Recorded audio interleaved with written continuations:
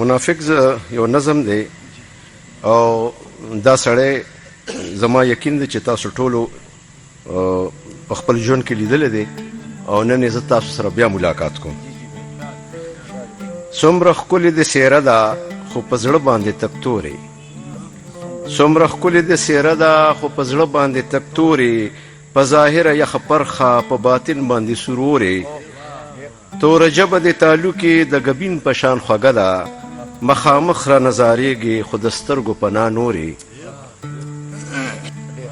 د شبنم په پاکیزګۍ دې ښکلې ږیره د وینځلې،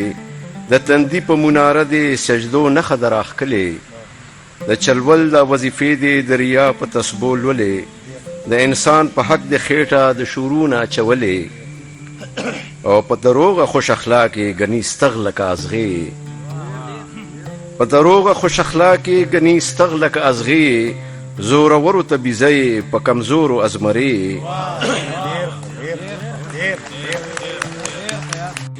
او بینک بیلنس چې د سربیږي د الله فضل یې بولې،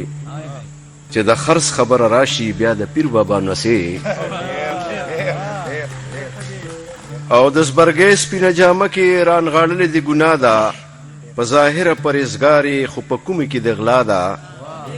او اسې مخ ته د پیمخو په کتو د ایمان سوځي،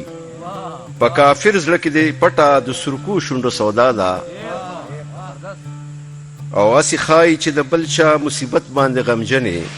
په فریب د سترګې سرې دي په والله چې دروغجنې، او ستا د خولې او زړه ترمنځه ډېره لویه فاصله ده،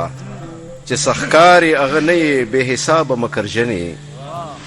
او زړه دې نه دی د ناولو خواهشاتو بتخانه ده، زړه دې نه دی د ناولو خواهشاتو بتخانه ده، خو په مخ باندې پرته دی مقدسه شان پرده ده،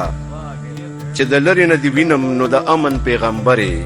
ستا خبرو کې چلول دی ستا په سترګو کې فتنه ده، او د اعجاز د نظر مخ کې غله څنګه پټېدی شي، منافقه دې رڼا کې په قسم که ودرېدی شي، او عادت نځي په اسانه کار څومره کوشش وکړي، د مودو کفر کې پروت یې په والله قسمېدی شي.